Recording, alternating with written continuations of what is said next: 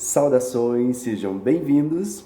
Eu sou José Lamir, terapeuta integrativo, e hoje nós vamos conversar um pouquinho sobre as constelações familiares. O que é a constelação familiar?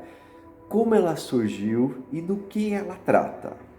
Bem, aproveita que você está aí curtindo meu vídeo, deixe seu like, compartilhe com outras pessoas para que mais pessoas possam também ter acesso a essa informação e se beneficiar. As constelações familiares foram criadas pelo filósofo alemão Bert Hellinger. Ele foi o criador dessa técnica, que evoluiu muito desde que surgiu e que hoje vem sendo amplamente utilizada, melhorando e curando as relações familiares. Mas não apenas as relações familiares, porque quando a gente fala de constelação familiar, constelação sistêmica, nós estamos falando de todos os tipos de sistemas e organismos em que as pessoas se relacionam. Então estamos falando aqui de empresas, estamos aqui falando de ambientes de estudo escolares, estamos falando também do sistema jurídico, que é uma área onde a constelação sistêmica vem sendo utilizada no Brasil principalmente. Bem, a constelação familiar, como eu disse, surgiu com o filósofo alemão Bert Hellinger, e ela tem como base o estudo dos sistemas, como as relações acontecem, como as pessoas se relacionam dentro dos grupos em que elas convivem. E também ela tem como base as 3 leis sistêmicas, ou também conhecidas como as 3 leis do amor. A primeira delas é conhecida como a lei da hierarquia, ou lei da ordem. Ou seja, aquele que vem antes precede e tem prioridade sobre aquele que vem depois. Isso é muito amplo e é muito importante, e principalmente dentro do nosso convívio familiar, dentro da nossa família. Então, é natural que seus antepassados, seus avós e principalmente seus pais tenham prioridade sobre vocês, tenham prioridade sobre as decisões e sobre tudo aquilo que acontece. Mas dentro da constelação familiar, isso é ampliado e tem uma nova visão, um foco muito mais amplo e muito mais importante. Porque o não respeitar, o não priorizar essas pessoas, esses seres que nos antecedem, traz profundos desequilíbrios na nossa vida e em todas as áreas. A segunda lei trata da questão do pertencimento. Ou seja, nós, seres humanos, queremos pertencer a algum grupo, pertencer ao nosso grupo familiar, pertencer a algum grupo de estudo, a algum grupo de trabalho. É natural que nós sempre queremos pertencer a algum grupo.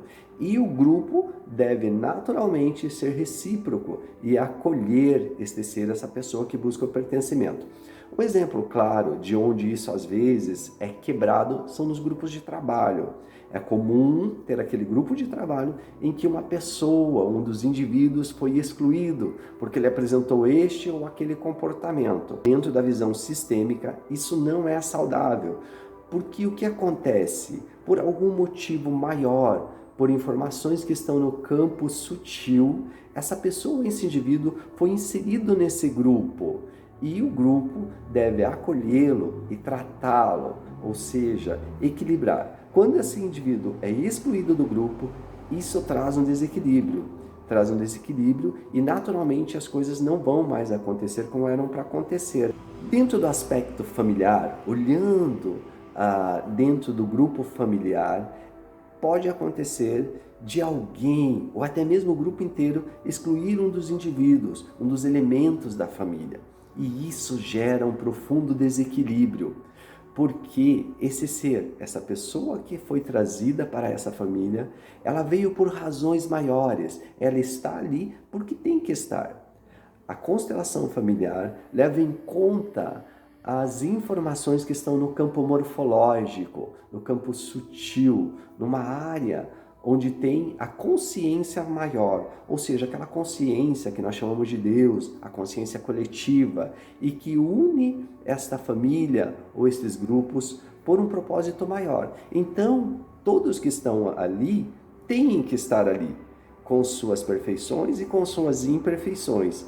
Então, quando excluímos alguém do grupo familiar, quando não falamos mais com alguém da nossa família ou do nosso grupo familiar e simplesmente cortamos completamente a relação, estamos gerando um desequilíbrio. Primeiro no nosso campo vibracional e, consequentemente, na família, no grupo familiar como um todo.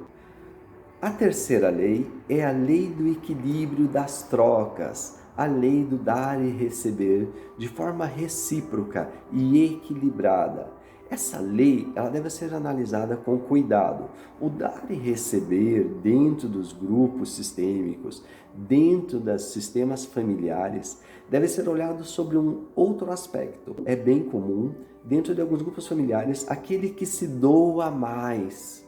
Ele se doa mais por questões que ele tem mais condições, sejam financeiras, emocionais ou qualquer outra área. Porém, isso gera um desequilíbrio. Então é necessário muita consciência, muito bom senso nessa troca, nesse equilíbrio. Mesmo que um possa mais e o outro possa menos. É necessário que se equilibre de alguma forma esse dar e receber. É bem sabido e bem conhecido que, uma vez que tratamos um elemento do círculo familiar, um elemento, uma pessoa dentro do sistema, ela mudando, vai automaticamente gerar mudanças dentro do grupo inteiro. São observados dentro dos estudos várias questões, vários casos em que ocorreu exatamente isso. Tratando um indivíduo, trouxe mudanças muito grandes dentro de todo um círculo familiar. Por quê? Porque a constelação familiar trata o indivíduo, mas interfere ou pode trazer resultados também no grupo inteiro. Bem, pessoal, era o que eu tinha que trazer hoje sobre a constelação familiar. Espero que vocês tenham gostado do conteúdo. Deixem suas perguntas. Curtam e compartilhem o vídeo e nos vemos num próximo encontro. Até mais!